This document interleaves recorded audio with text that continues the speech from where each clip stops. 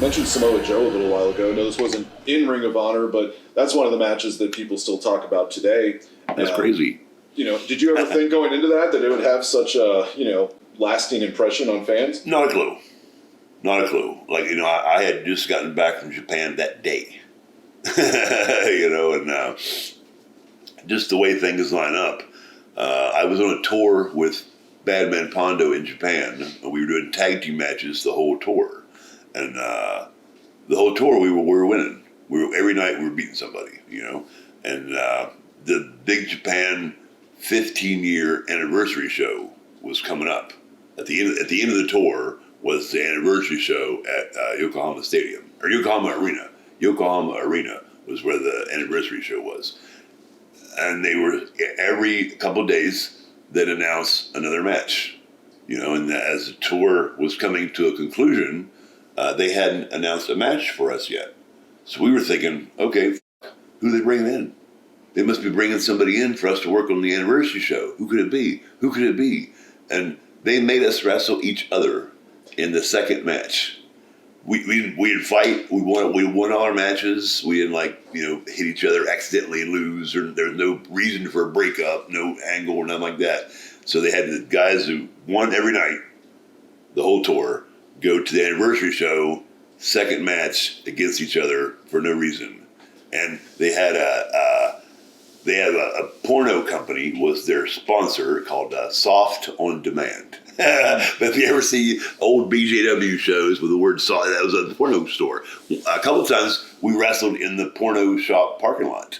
They'd put the ring in the fucking porno shop parking lot and have BJW shows at the Soft on Demand store. Nice. But Soft on Demand had a brand new white canvas for this anniversary show, and I can be a very petty man if I want to be. And I was feeling a little petty about being in the second match against my partner. So I decided I'm going to cut the fuck out of myself. I'm going to make a giant goddamn mess on this fucking nice, brand new white canvas. And I did.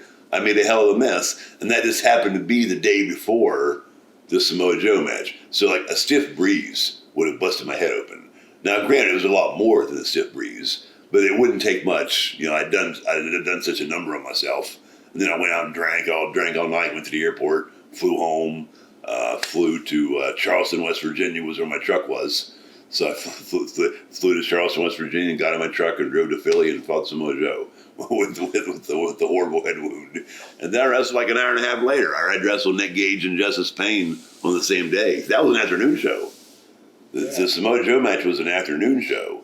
And then IWA Mid-South was in the afternoon and CCW was in the evening.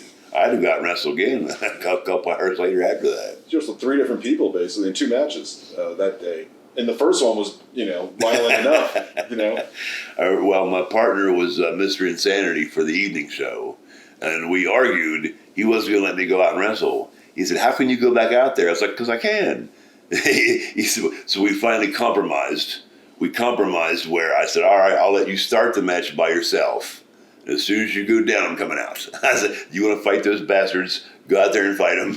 And when I see you go down, I'm coming out. But he was trying to make me not let me do it. I said, no fucking way, brother. I'll be out there, I said, all right, you want to show off? Go out there, and as soon as you go down, I'm coming out the curtain, But he was trying to get me to not do it. I was like, hell, I'm not going to let you fight those guys without me, dude. Yeah.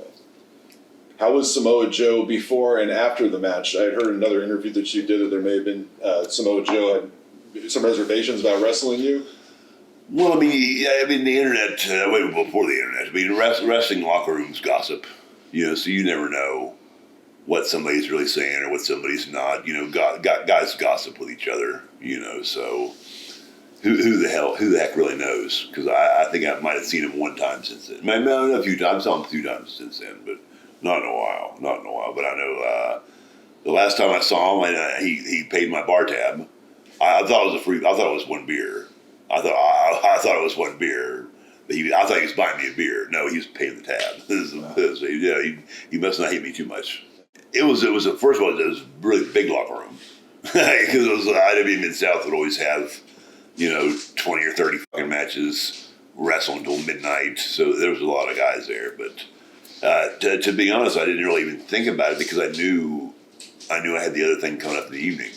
You know, so I was just trying to compose myself the best I could and move on with my day.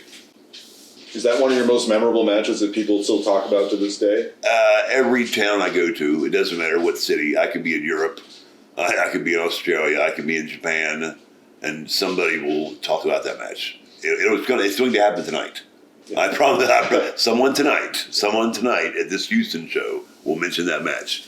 And like I said, I had to know every artist wants his work to endure time. That's what you leave behind is your work. That's what an artist leaves behind when they're dead. Their work remains.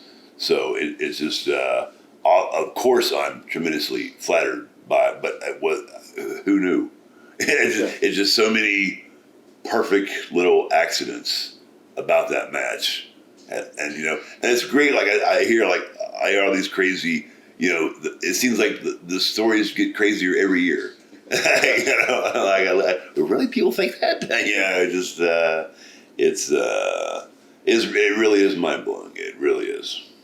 It really changed, yeah, like a whole other generation of people now seeing it for the first time as well. And that's literally. I show my friends say wrestling was fake. I show them that video of you and Samoa Joe. I probably heard that a million times. I get it's cool. It's cool. Like if I were to put myself on some sort of crazy suicide mission for the legitimacy of professional wrestling, I guess that's a good way to start. Would be that, but it's tremendously flattering, because that's all I've ever wanted to do. Let's talk about some of the guys that were on that roster that people know about today. Guys like Kevin Steen, you had a big history with. Yeah. Before the Kevin Owens days. Kevin Steen, Kevin Owens. He would never say no to anything. He just wanted to do more and more and more. Now that's okay with me. You know, we had a lot of good matches. I remember once I had a really bad sunburn. I was helping a friend out with some power washing. I was doing like some power washing on the side, like washing a car lot, you know, power washing all these fucking cars. And I took my shirt off and I got really bad sunburn. I remember I had to, my skin was just falling off. It was like wet toilet paper. Your skin was sloughing off from the sunburn. I had to wrestle him with that sunburn, and I remember being very appreciative of him not making it any worse for me, and he did not. He made it easy for me. Always, you know, tough guy. You know, never said no to you couldn't.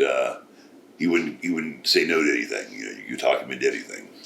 Have you seen him since the Ring of Honor days? A couple of text messages here and there, but I haven't seen him. No, not since then. No. I want to mention another Canadian name from that time, El Generico, now known as Sami Zayn. Yeah. I know you had history with as well. Anything stick out about those matches with him? Well, like I said, there was just so much of a talented roster. You know, you were wrestling somebody every night. You had a great opponent. You know, they were there all at the same time.